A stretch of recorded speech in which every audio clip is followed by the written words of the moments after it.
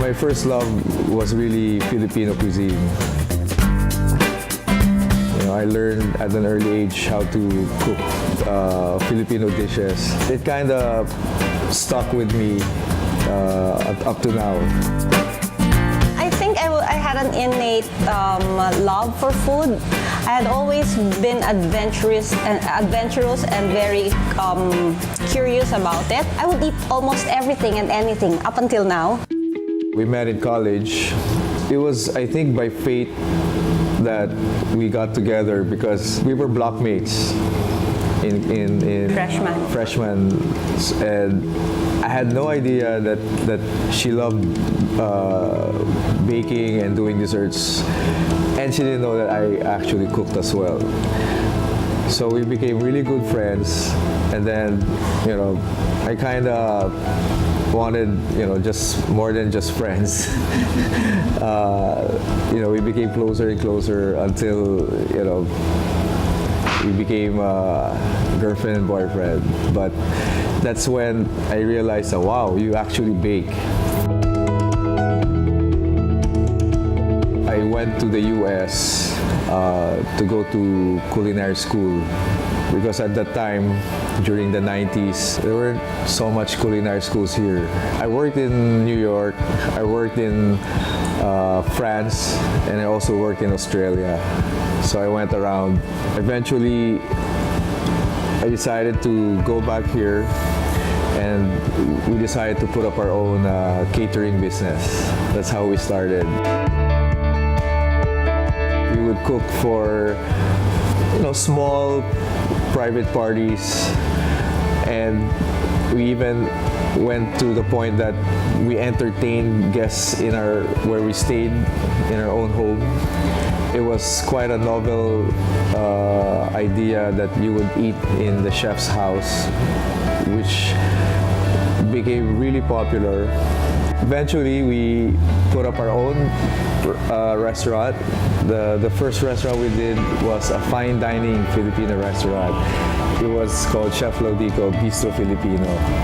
It was funny and ironic because the first 2 years, the people who ate in our restaurants are mostly foreigners, expats, business tycoons.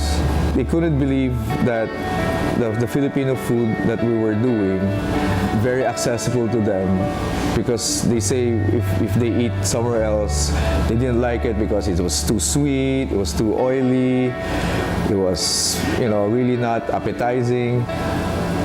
And they asked me, how come your food was different? Actually, our food is really nothing different. It's just we did everything from scratch. For example, our kare-kare, we didn't shortcut anything. We didn't put peanut butter. We really toast the nuts, grind the nuts. We do our stocks, chicken, beef, pork, fish stock from scratch. We don't use any MSG or bouillon or any magic stuff. Everything was natural. The only thing that we changed a bit was how we presented it. The most important thing is sticking to the traditional taste and flavor of the dish, because at the end of the day, you can use whatever equipment, you can use whatever technique. A cuisine is defined by its flavor. You can do whatever you want as long as the flavor is there, the traditional flavors, and you have to stay true to the ingredients. If it's kare-kare, it has to taste like kare-kare. It can look like a totally, unkare-kare looking dish, but it has to still taste like kare-kare. And that's what one of our styles in Bistro Filipino, which kind of made a name for us. And up to now, even here in Chef Laudicos Guevara's, we're doing Filipino food, traditional and modern as well.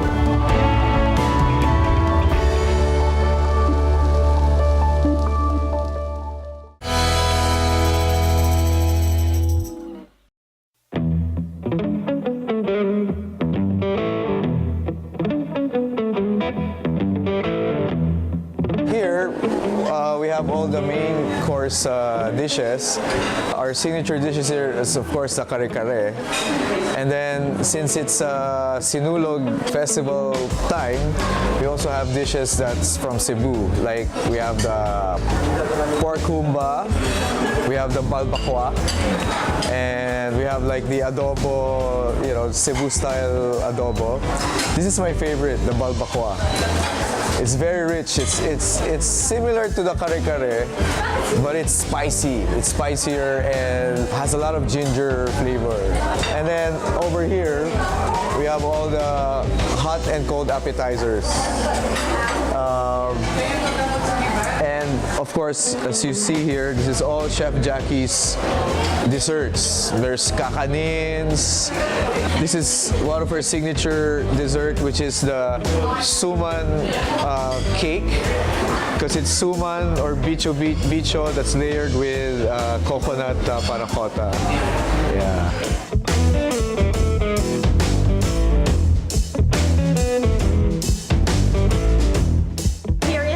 Popular area. It's the grill and roast station.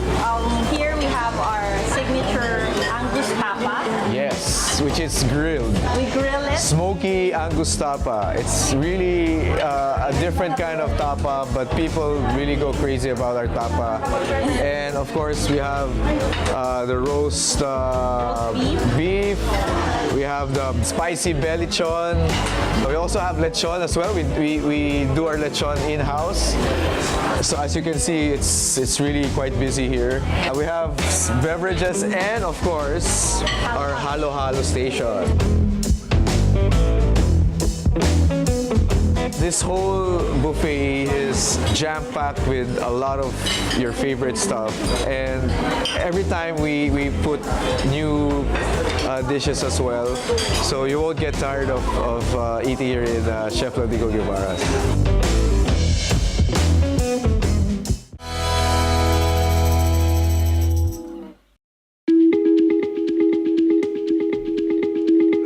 There are many versions of roast pork in the world, but as Anthony Bourdain put it, there's nothing that can beat our lechon, and I would agree with that, because the way we do our lechon is so flavorful, and the skin is just crispy, and then succulent meat, and then the charcoal smokiness of the lechon. It's totally, I think, if there's a dish that we can be super proud of, it's really our lechon. Dishes that's very easy to prepare anywhere in the world, like adobo, because basically the ingredients you use for adobo you can find anywhere in the planet. The vinegar is basically the most important part of adobo. And for me, if you use just white vinegar, that's a waste of adobo cooking time. We have literally hundreds of fantastic vinegars. I think we are the vinegar capital of the world. And our vinegars is so awesome that, if you use coconut vinegar or sugarcane vinegar in your adobo, it will make a whole lot of difference. That alone would make your adobo stand out, just the type of vinegar you use. Our food from the start has so much potential, because if you think about it, it's a mixture of Western and Eastern influence. There's only a few cuisines in the world that has the best of both worlds with regards to influence. We are very heavy Southeast Asian, Malay, Chinese influence, and then we have this other side which is heavy with the European, Spanish, American. There's so much influence going on with our food, with all these foreigners and even like big time chefs like Anthony Bourdain, Zimmerman, like saying so many wonderful things about Filipino food. And they're like, wow, how come it's just now that we're tasting all of this Filipino food, nice Filipino food. So now we're like, wow, if they like our food, why can't we like our own food? Diba? Or be proud of our own food. I think that's the mentality of it all changed na. And I think now we're more, pro-Filipino na. And we're not anymore ashamed of our own cuisine and culture.